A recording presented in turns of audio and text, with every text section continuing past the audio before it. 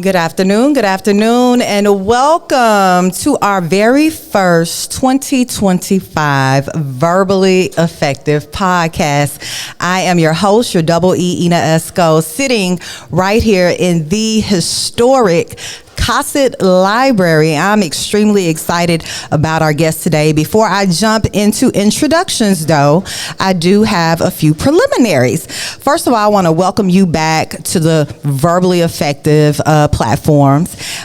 We've come a long way. We're in the early 300 of our episodes, having spoken to so many people from Memphis or that have connections to Memphis in the areas of art, culture, politics, and entertainment.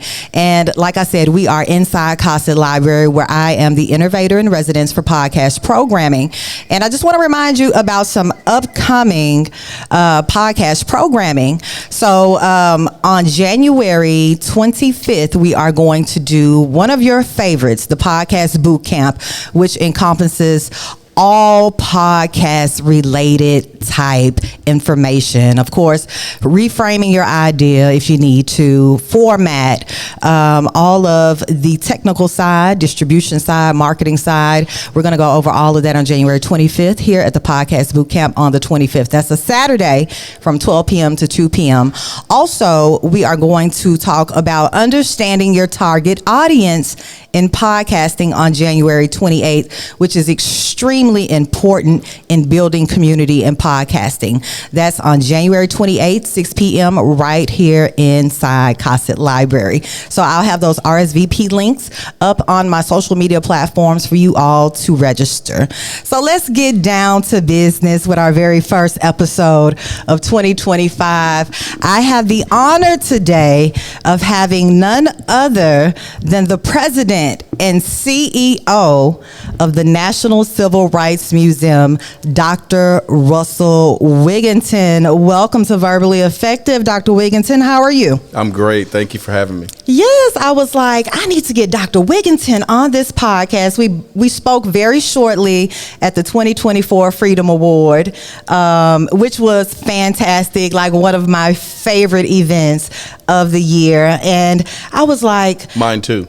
It's one of your faves. I bet it is. It's just really something that's very impactful in the city of Memphis for us to attend and honor people that have made an impact in society, right? Absolutely. Yes. So that's the last time that I saw you before we met last week. But I'm so glad you're here because we are right upon Dr. Martin Luther King holiday, which will be on Monday, January 20th. The National Civil Rights Museum, of course, is sacred ground here in Memphis, Tennessee. It is where Dr. Martin Luther King Jr. was, of course, killed here back in the 60s. And the National Civil Rights Museum is just, you know, a beacon of hope here in the city of Memphis. And it chronicles social justice issues, just, you know, going back into history, where we are today and going forward. So first question, before we get into a little bit of your background, how long have you been the president of the Civil Rights Museum? When did that happen for you?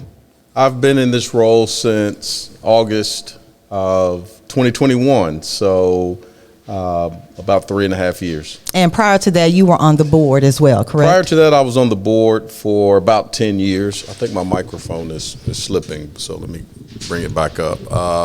About 10 years. Okay. I had the pleasure of serving on the board, and that was a terrific opportunity under Beverly Robinson and Terry Freeman. So had the great relationship building with those two outstanding leaders, and then I assumed the role in August of 2021. So you've been entrenched in that world for quite some time. And did you ever have aspirations of becoming the president, or how did that particular honor happen for you?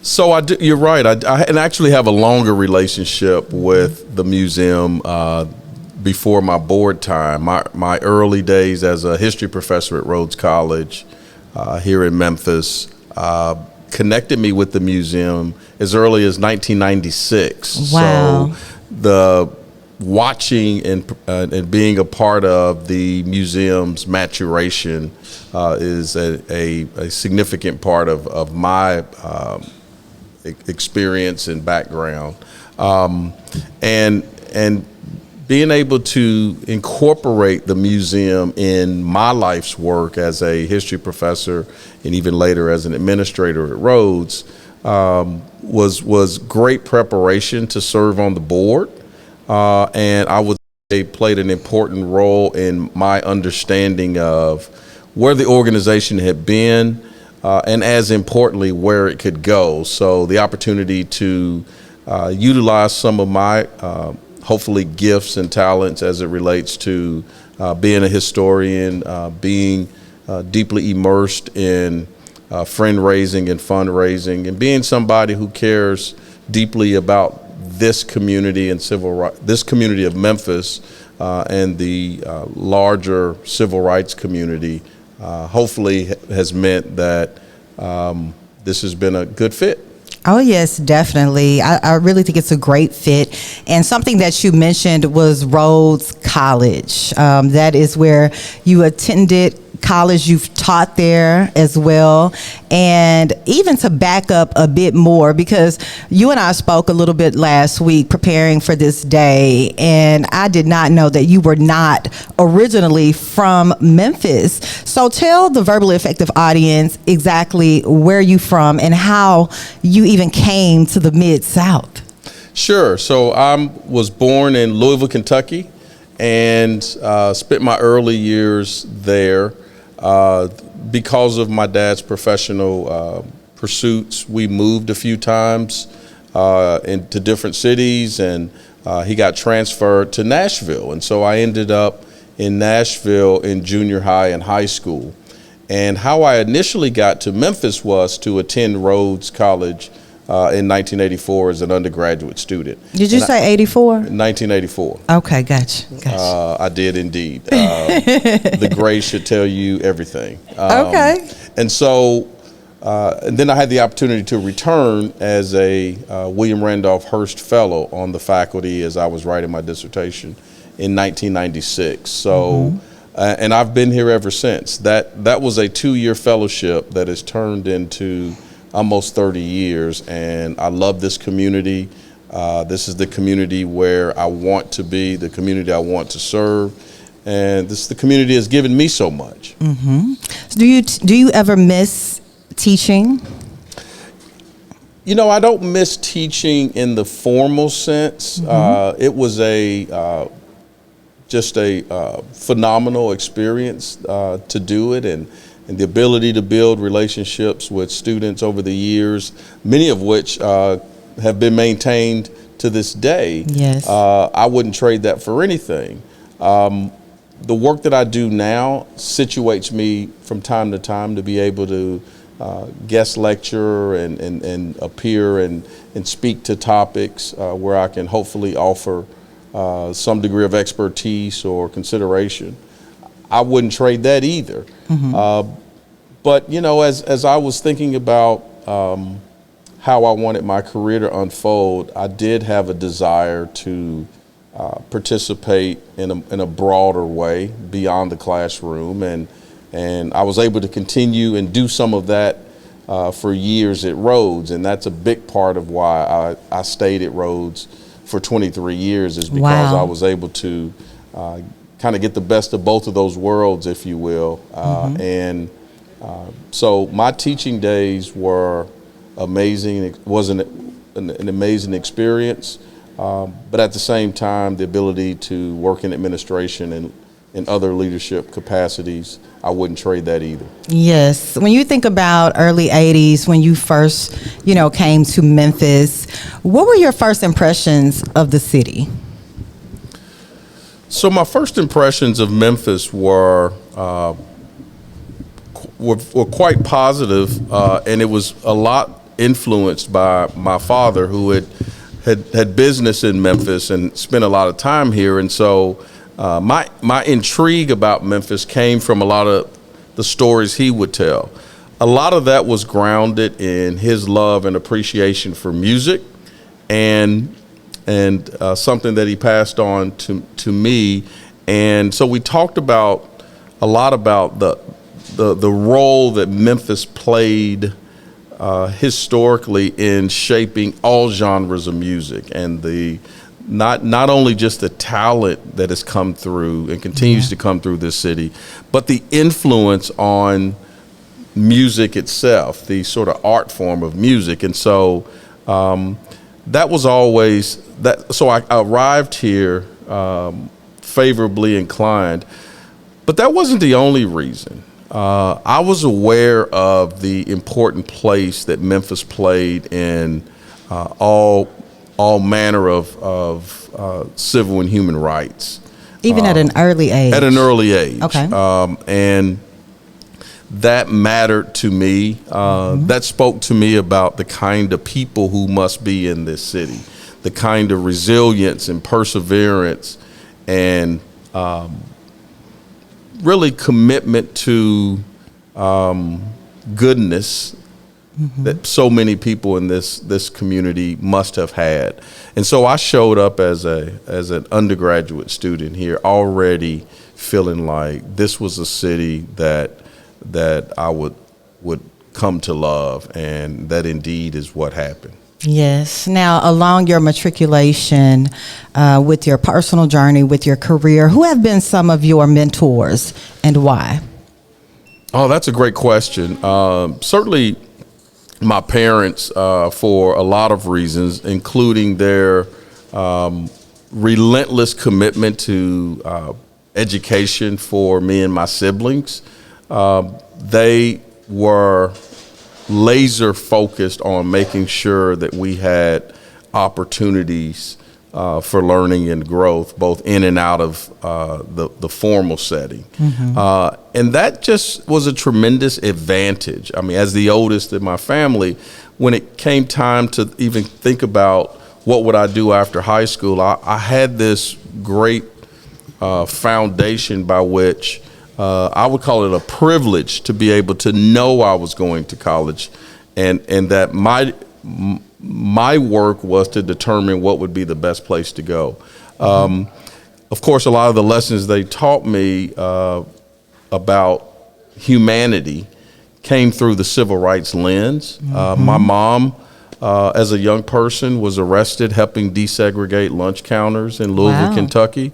And my father was a student at Howard from 1960 to 64, 65, and had close relationships with one Stokely Carmichael, who was his suite mate in college, and just what was happening at a place like Howard at that time. So they were tremendous role models in every way. Yes. Now, education was extremely important to you, but I think you were very active in the sports world as well. Tell me something about that. Yeah, that's a really long time. No, you're right. I was, sports played an important role in my life growing up, and I did have the opportunity to play basketball in college at Rhodes. And, yes. Sports mattered to me as a vehicle to build relationships, for leadership. It helped develop some of my competitive tendencies. Yes. But also, it was a wonderful way, and continues to be a wonderful way for how people can put something bigger than themselves ahead or in front of them, if you will, and not be so individually focused. The whole idea of team and teamwork, the whole idea of working with and alongside people who may not look like you, may have very different background than you, may not think like you. All of those lessons are important and have served an important role in my life, certainly post my basketball playing days. When the last time you picked up a basketball? No time recently, I'll say that. Are you a huge sports fan? So it's interesting. I certainly would consider myself in general a sports fan now, but probably less than I used to be. Ironically, I did publish a book on the intersection of race and sports. So Certainly sports is an important part of my life and the role that it's played. But I will just say I don't watch sports anywhere near the degree that I did in earlier days. Okay, well, let's fast forward to our, current year, 2025, and just thinking about, what civil rights looks like right now is so vastly different from even, why we honor and recognize the National Civil Rights Museum. Modern civil rights looks different. So how is the National Civil Rights Museum, evolving with what civil rights museum, what civil rights looks like today, the issues that we have? I love that question because it's really I would describe it as a two-pronged answer. There is a certain dimension, if you look at our society historically, where there is some truth to the more things change, the more they stay the same. Something that I think is really important for us to do at moments like this is to look back to yesteryear and recognize that there's always an ebb and flow to progress. Dr. King talked a lot about the long arc of justice, right? And what that means is, in this modern world where we want instantaneous results, we're going to be challenged because it is a long arc. And the arc means that, and the arc doesn't always take steps forward. Part of the reason it's long is that there are going to be some steps back.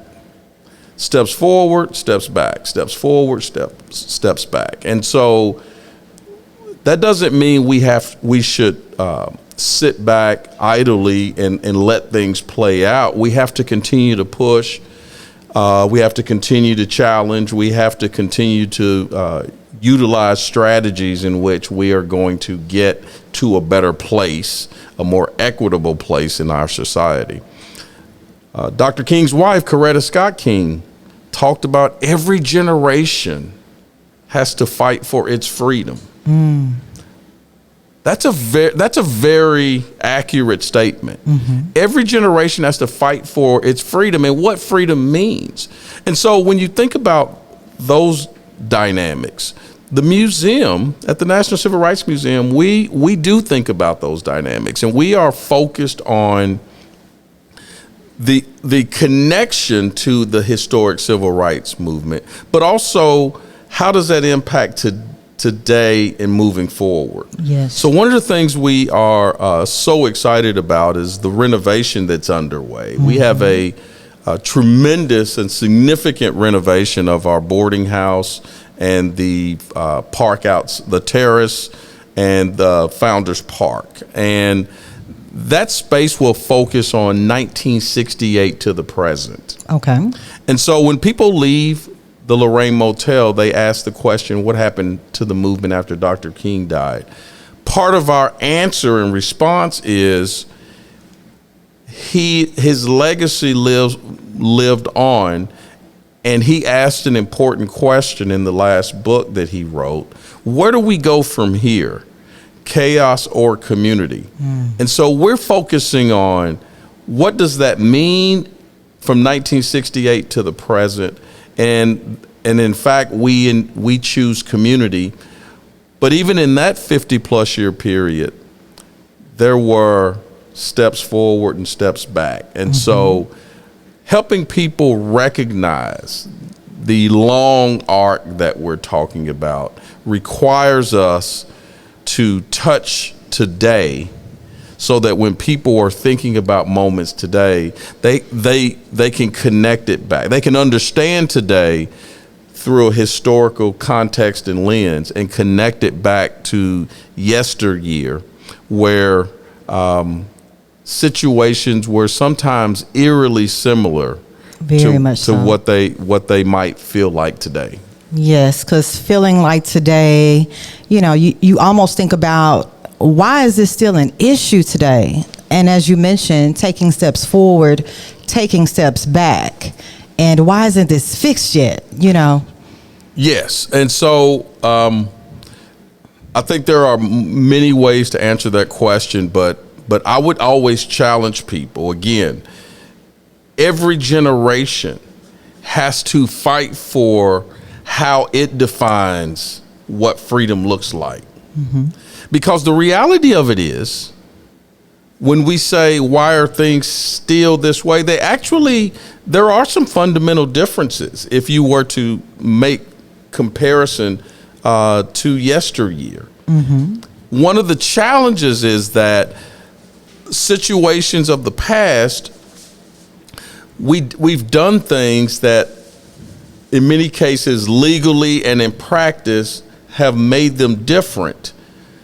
But our expectations now have changed. Very much so. And I'm glad they have, but we have to recognize we now have a different expectation, which means we're always going to have to fight for what that looks like and how that plays itself out in this in the respective generation. Now, that may not be comforting to people to say, well, we've already taken care of that. But to me, it's a stark reality. We have demonstrated over time in our society that we are not fundamentally committed to equity. Given that that's the case, that means we're going to have to fight for it every generation. And we're going to have to establish the strategies and the sense of community and hopefully the sense of civility to do it so that the integrity of all people is maintained. Right. But I'm here to tell you, I don't see a day. I'm yearning for the day, but I don't foresee a day anytime soon where it's going to be a given. And I would encourage us to, in one's own way, buckle up, find your way of contributing to that desire for equity that Dr. King talked about and lived about so eloquently. Yeah. Everybody has a role to play. Everyone. And I'm glad you said buckle up, because the ride is still riding right now. And just from your lens as a historian, as a leader of the National Civil Rights Museum, you talked about every generation must do their part. So let's talk about current generation. We're talking about Gen Alpha, Gen Z. From your lens, what does that look like to you on efforts that they're making? So I love that question. I think it's a fascinating time through the lens of civil and human rights. Dr. King was assassinated in 1968. We're not that far removed from 1968 either. We're both not that far removed and a world removed. Because if you look at the percentage of people who have absolutely no personal recollection, it's the majority of our population. It is. And so, and the people who do have vivid memories and arguably influence and help shape the tenor of that time, we're losing them every day. And so it's both not that long ago, but in the context of how society moves now, it is very much literally a lifetime ago. And so if you just think about even not just the iconic civil rights leaders who we've lost even recently, how few of them are still with us. And the ability to have firsthand and personal accounts from those people, days are numbered. And so how we recall, how we memorialize, how we learn from those people and those moments is incumbent upon us to take the lessons and apply them. We're not going to have the primary source accounts much longer. And so one of the things we do at the museum is we use facts and data through our preservation efforts to make sure those characteristics and those principles remain alive and thriving. Mm-hmm. Because it's one thing to be able to talk to your father or grandfather or mother and about what was it like, but when those people are no longer with us, then we are going to have to rely on the collective that we have preserved to make sure people don't interpret in a different way, in an inaccurate way. Who do you think are our civil rights leaders of today? Can you name a good three? So I get asked that question a lot, and it sometimes comes across as a deflection, but I stick to my answer. And my answer is, we can't define today's civil and human rights leaders the same way we defined the iconic leaders of yesteryear. Mm-hmm. Because, first of all, the context is different. Those folks had some clear measurables that often connected to legal and practical change. Mm-hmm. Honestly, I would say the overwhelming majority of leaders in that era are people whose names we couldn't even call then. Mm. Because the story of the civil rights movement is really the story of ordinary people doing extraordinary things. Yes. Now, we certainly have iconic leaders that we lift up, and there's a special and an unusual space for them. But what we shouldn't do is expect that every generation is going to have, sort of the big three or four, if you will, like we did in the historic civil rights movement. That's no more. That's an unfair pressure and unrealistic. Mm-hmm. So the rules have changed in that regard. But I do think there are so many people doing the work every day without fanfare. They're ordinary people who are doing extraordinary things. Mm-hmm. I think if we would shift our lenses and look for those people to identify and lift up, we would be inspired by the number of people who are immersed in this work. Going back to the renovation of the legacy building at the museum, there is going to be an exhibit before anyone, the last exhibit, a little spoiler and for you folks, and that is the exhibit is going to emphasize this idea that hope is a discipline. The idea of hope, it's a discipline. It takes intentionality to be hopeful. It takes work. It takes vision. It takes faith to be hopeful. Mm-hmm. And if you even go back to both the iconic leaders and the ordinary people doing extraordinary things during the heyday of the historic civil rights movement, there was a hopefulness about a better day, and there was a commitment, even when things got hard, to put one foot in front of the other. We have to both remember and align ourselves to that hope, because I think that's part of the motivation for those people who are doing the work every day, typically without fanfare. So the new renovation will focus on that hope factor. It will focus on that hope factor, and it will focus on that theme of ordinary people doing extraordinary things under the large umbrella of that question, where do we go from here? Yeah. Chaos or community? Dr. King asked that question in 1967, and we're asking that question in 2025. Where do we go from here? Are we going to continue to, I'm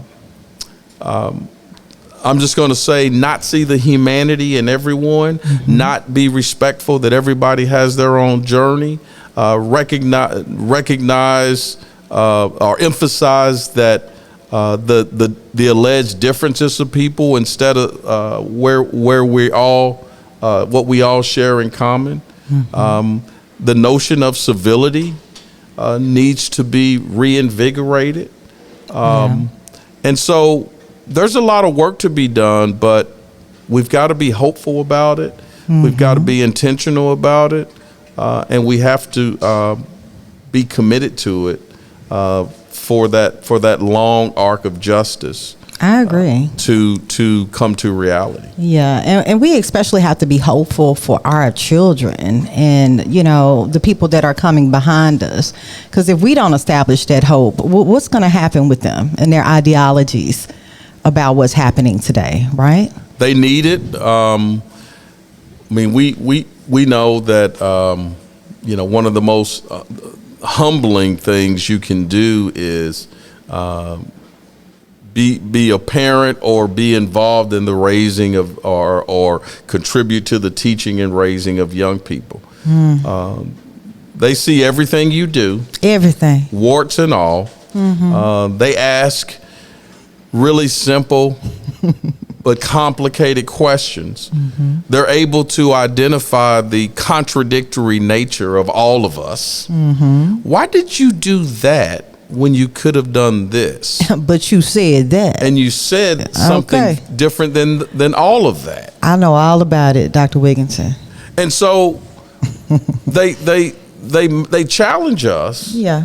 And we have the responsibility of embracing that challenge and modeling for them some principles that are required for our society to reach its full potential. They really do. I think that, your children, they hold a mirror up to you. And you have to account for that. You have to account for one way or the other. Even if you don't hold the mirror up to yourself. Okay. The young people will hold it up to you. Yes, they will. Yes, they will. Which is needed to hold us accountable. But just digging back into the dynamics of the National Civil Rights Museum. For a lot of people, they think about the museum side, right? The museum side is what we visit, is what we see globally. However, there's a whole business side to the museum that you run, Dr. Wigginton. Let's talk about some of the dynamics of the business side of running the National Civil Rights Museum. I know that you are someone that is simply phenomenal in the fundraising aspect. But I want to kind of get you to walk us through your day-to-day as the CEO of the National Civil Rights Museum and what that includes. Yes, that it's a wonderful, varied and diverse sort of calendar and opportunities and experiences that I'm able to have. I mean, one of the things I tell people about the Civil Rights Museum and its impact is that literally in the same day, I can go stand on the courtyard and watch people from all walks of life who speak all languages, who look different, who have different socioeconomic status, who vote differently, who worship differently, all of these things. And I can watch them literally as they are on our courtyard before they even enter the museum. I can watch them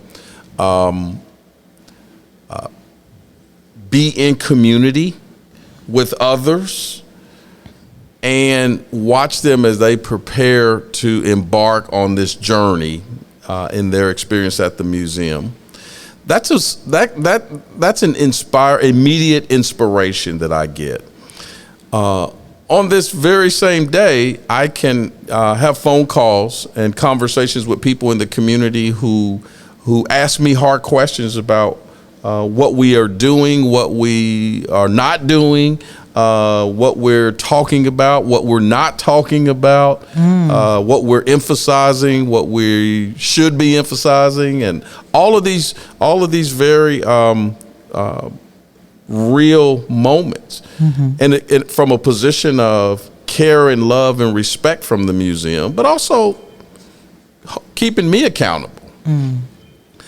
And in that very same day, I can get a phone call from someone who our society might deem as famous or influential from all across the world, letting me know they'll be at the museum tomorrow or wanting to ask our thoughts on a particular issue, right? And so I mention all those things because the beauty to me of the museum is that we're here to serve all of those people, and it's the town square of Memphis, but it's also part of the conscience of this country, and that's our obligation, is to be a place that tackles tough issues, particularly around civility and civil and human rights, to be a place where people and organizations and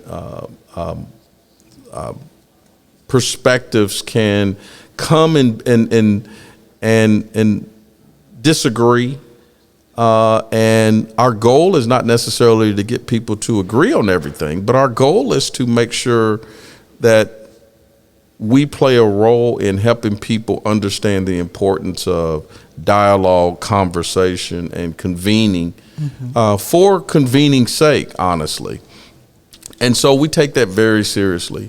And so, we've had the good fortune of being recognized for the power of the place and that we're more than a museum. People have seen those taglines, if you will, connected to us over the years. We're more than a museum, the power of the place. And our most recent emphasis connected to this renovation and how we are forecasting is history moves us forward, right? So you have to understand all of that legacy that we have if we're going to move forward thoughtfully and productively. So all of those things come together in interesting and dynamic ways as part of my regular, if you will, flow.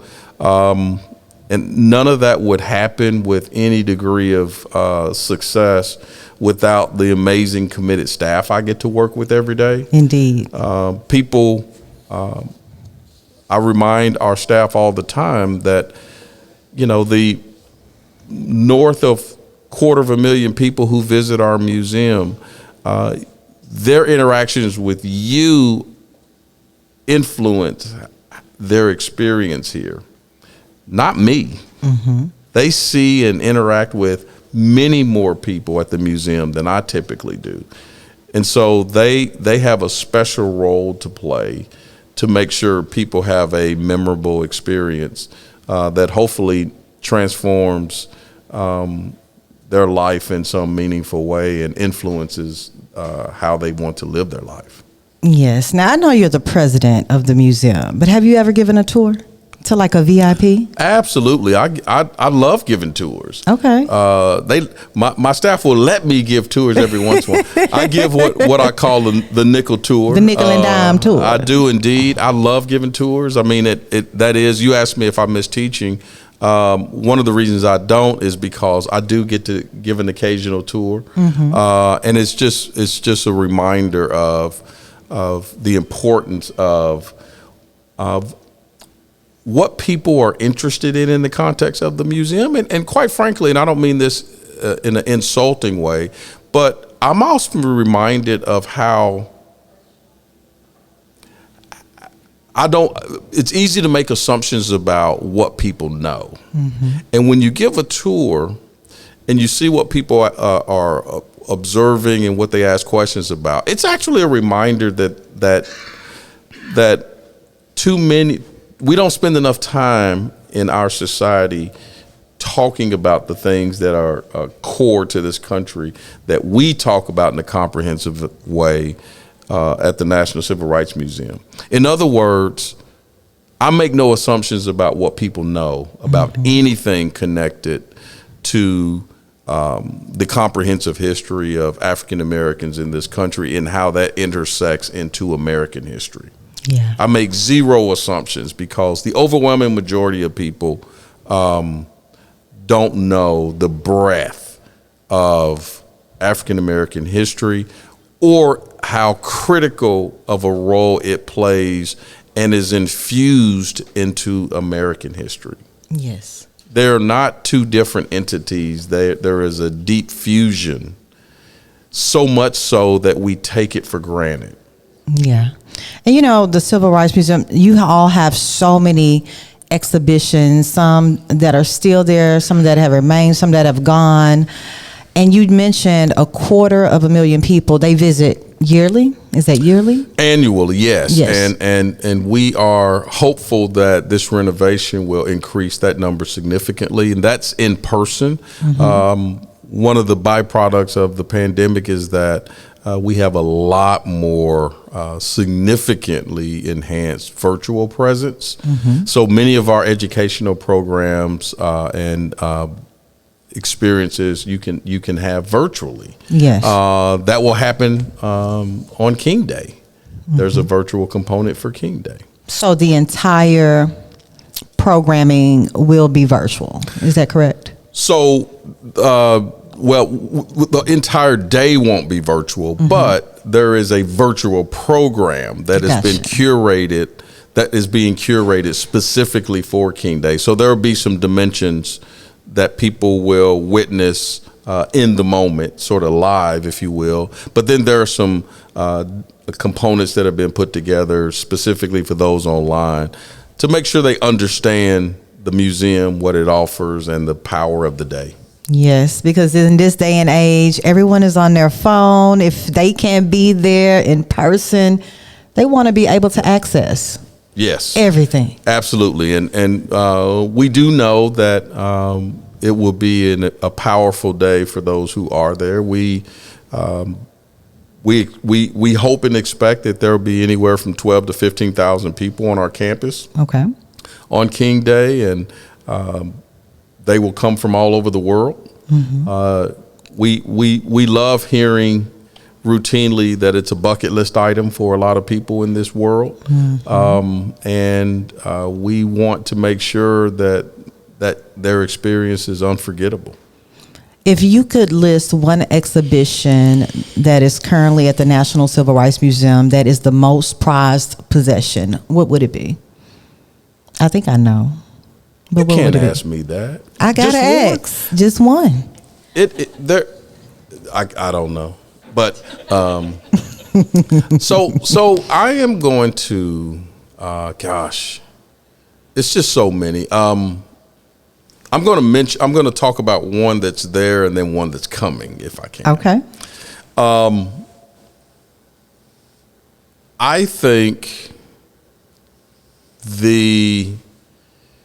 when I think about the impact, it's certainly the balcony.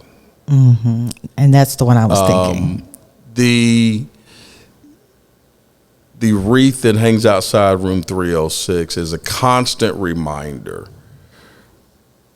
of not just what happened on April 4, 1968 at that spot, but the person and what he stood for and meant to this world, and the influence on this world subsequent even to his, while he was here and subsequent to his life on this earth. And just watching how people, the reverence and regard that they have, is you never get used to it. I mean, you can see it as frequently as we do, but you never really get used to it, and so it's just a remarkable experience to be able to have consistently. The exhibit that I can't wait for people to experience is one that is coming, and and it's a new collection that we recently purchased. Literally, it showed up in the last couple days, and it will be showcased to the world for the very first time ever at the end of March. March 28th is when the exhibit will launch. And it's on Bayard Rustin, the iconic civil rights leader. We have purchased a collection, a one-of-a-kind, never-before-seen, approximately 400 item collection. Wow. That is, to call it extraordinary is an understatement. It captures who he was as a person and his influence on the movement. Bayard Rustin was terribly underappreciated in his lifetime. But it's important for people to know that beginning in the 1940s, his commitment to nonviolent philosophy was international, and he was one of Dr. King's key confidants in his understanding and knowledge of the nonviolent philosophy. Bayard Rustin was also understood and recognized as a strategist and a planner, second to none. And so there's so many aspects of the historic civil rights movement that Bayard Rustin's fingerprints are on. And we get a chance to introduce that to many and remind others about this person who literally planned the March on Washington. And that's well documented in this collection. Because of his commitment to pacifism in that era, because of his sexuality, not everyone knows the fullness of Bayard Rustin, but we are introducing that to the world. And because we own the collection, it won't just be a see it now or never again. It will be incorporated into the experience at the National Civil Rights Museum. So we see this collection as a part of, it will become immediately a signature part of the National Civil Rights Museum. The exhibit the inaugural exhibit will launch on March 28th and run through the rest of the calendar year. Wow. Is it something that will only be there for a certain period of time, or you all will have this ongoing? No, because we own it, it will be, we will utilize it in various and different ways. So if you think about some of the items will be incorporated on the Lorraine side, as well as on the boarding house or legacy building side, as part of the regular experience. And then because of having that number of items, we will be able to pick and choose times and moments to have special exhibits. We also anticipate the opportunity to have objects on loan across the country for special collections and exhibits at other outstanding cultural institutions. So this is a game changer for us. Yes, and we can expect that new exhibit in March. March 28th will be the opening. You've heard it exclusively on the Verbally Effective podcast. Now, Monday, once again, we've been talking about it, MLK Day, and what we can expect at the National Civil Rights Museum. And it just so happens this will be the inauguration of President Trump. The irony of that, right? And this is not the first time that a president has been inaugurated on MLK Day. It's just how the calendar falls. I know that your messaging right now is chaos or community. What type of message do you think that the inauguration and King Day happening at the same time sends out?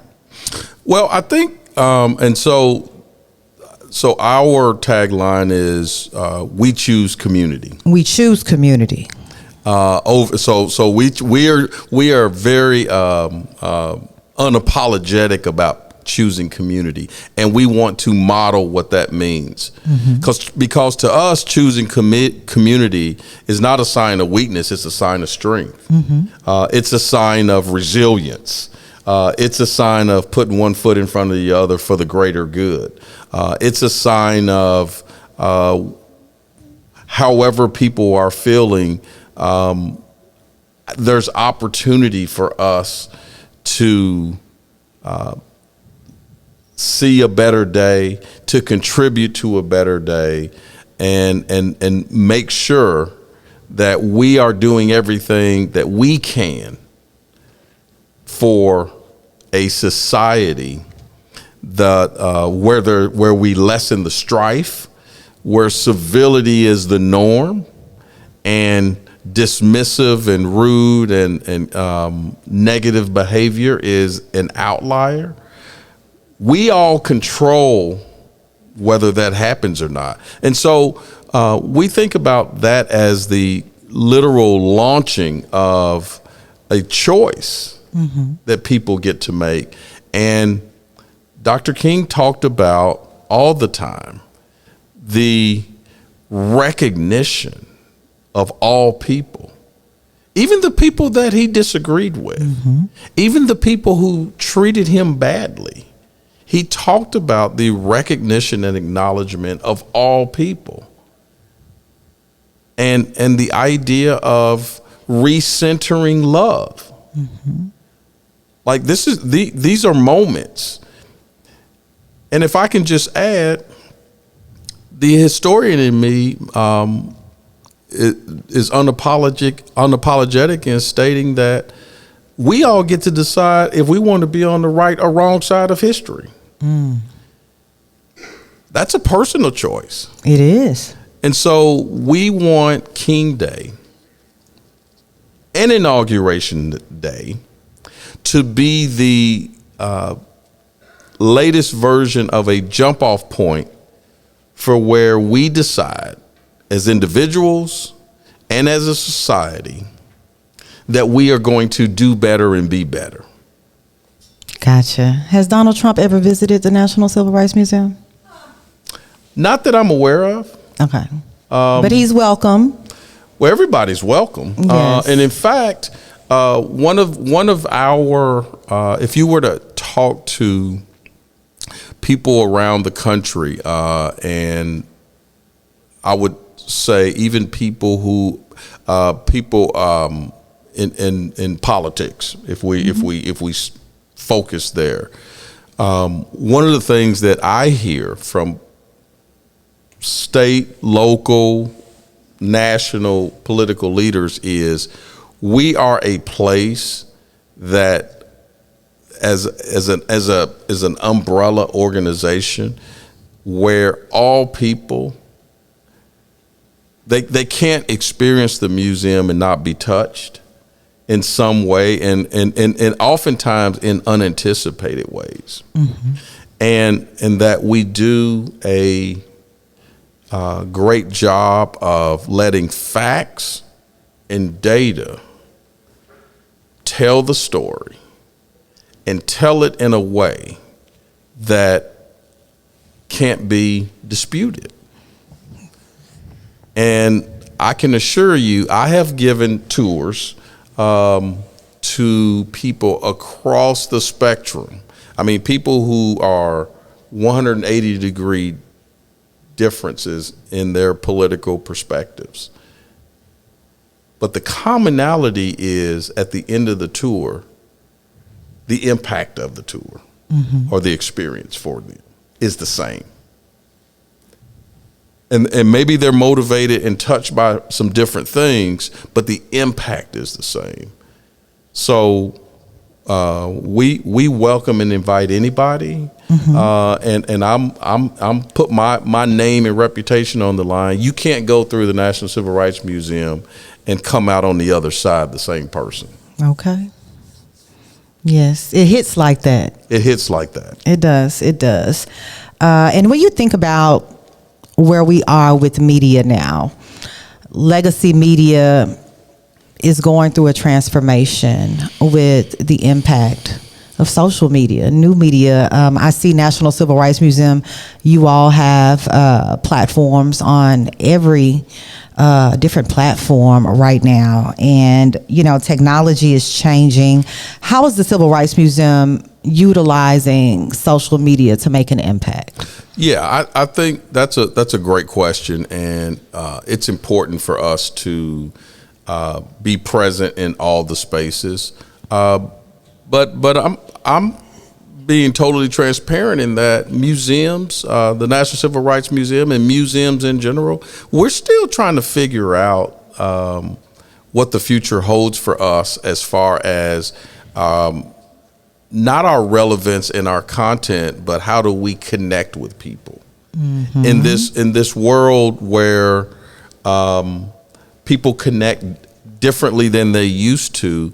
How do we stay connected with them? Your podcast, and so things like our podcast.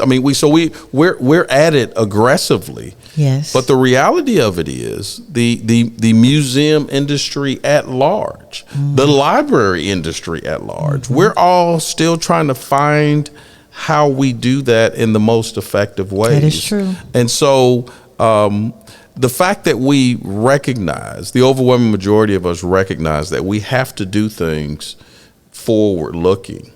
This history moves us forward, if you will.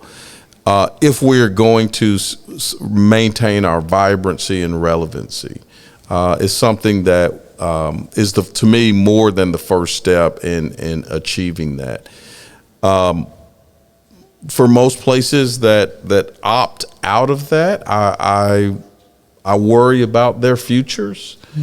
I don't worry about the future of the National Civil Rights Museum because the ground is sacred, and the commitment over the years since the founding in 1991 is always has always been and will continue to be people-centered.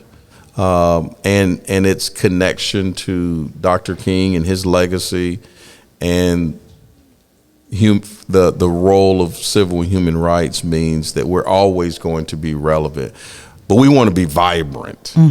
And so we have to focus on how to make sure that we're doing that to the best of our ability. I think you guys are doing a great job. I really do. I enjoy the podcast that you all have. You're trying something different, something new to connect, as you mentioned. Yeah. Well, I appreciate that. Our podcast is on our sub-site, Imagine in America, right? And so we pose that topic, Imagine in America. So we do want to be forward-looking. We want people to find provocative conversations and topics, and the ability to have some hard conversations and discussions, and model that you can do that and still exist on the other side.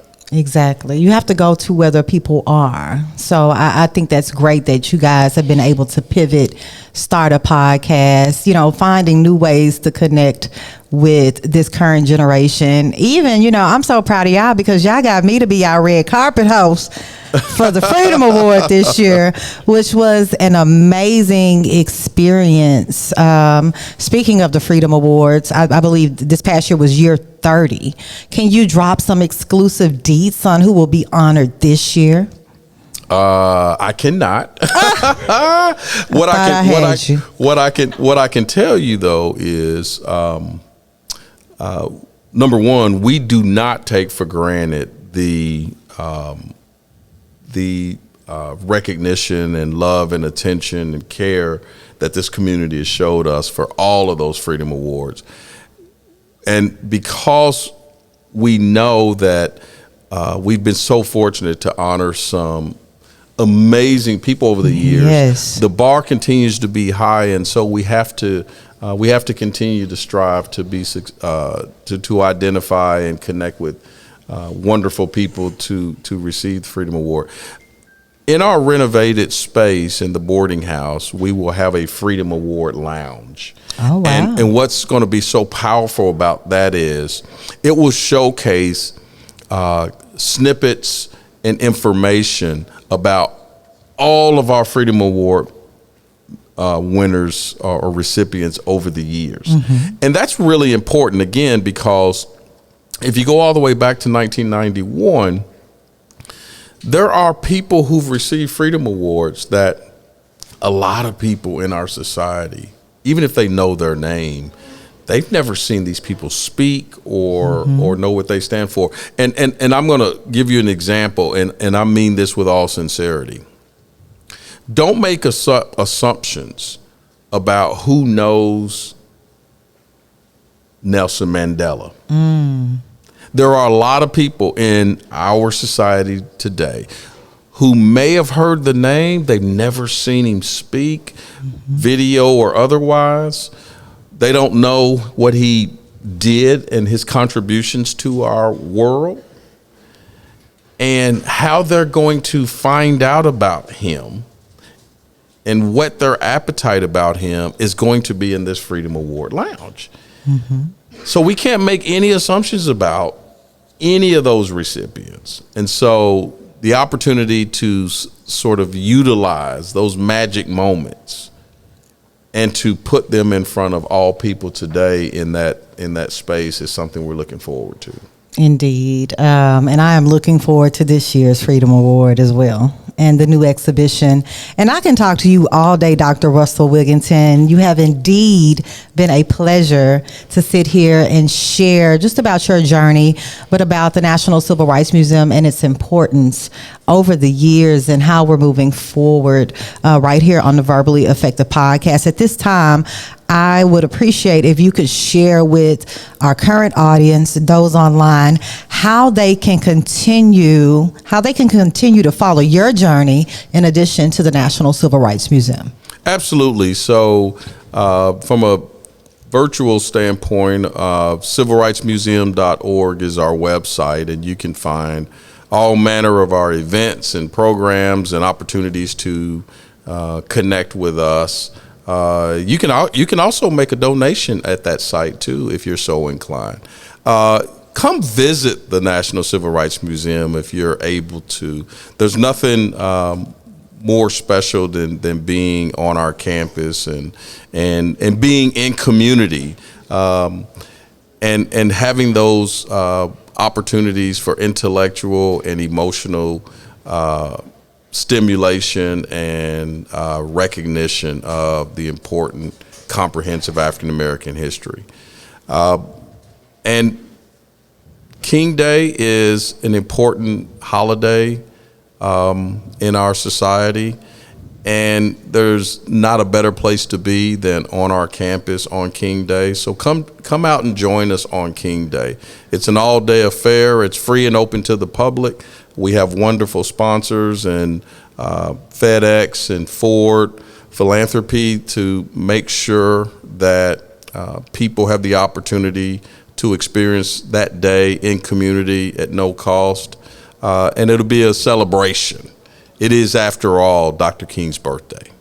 Indeed. Thank you so much. Once again, it's significant that you're here inside of Cossitt Library as well. Very significant. I know that our library supervisor, Brian Lyles, he gave you a quick tour. What did you think about the mural and the meeting room? Tell us your thoughts real quick. So it's always powerful to be in this space because it actually is an example of our theme of history moving us forward. Yes. You get to learn lessons about these, certainly these masterful leaders, but then the ordinary people who were doing extraordinary things right here in this community to help this community be better. And we're still on that journey. But there are some lessons to be learned from the fight that shows up in Cossitt Library to make us know we will get there. Indeed. Thank you, Dr. Russell Wigginton, once again for joining me today on the Verbally Effective podcast. I know you guys are going to have an amazing celebration with Dr. King Day at the National Civil Rights Museum. And for you that are listening out there right now in the virtual land, please subscribe to the podcast on all streaming platforms, Verbally Effective, and also that Ina Esco YouTube channel as well. Thank you so much for listening to the Verbally Effective podcast.